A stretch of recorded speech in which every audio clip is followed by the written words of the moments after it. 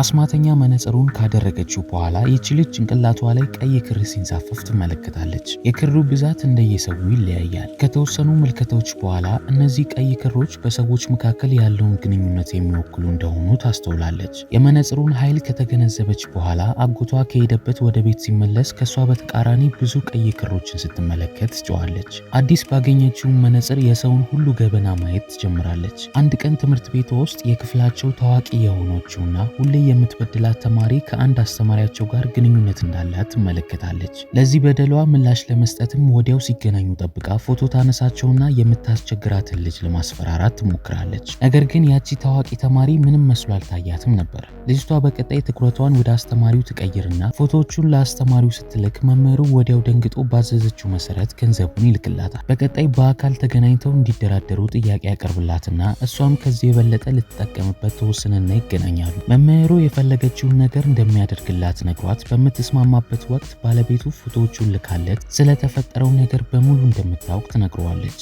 በስህተት ልጅቷ የላከችበት መስሎት ንዴቱን ይወጣባታል።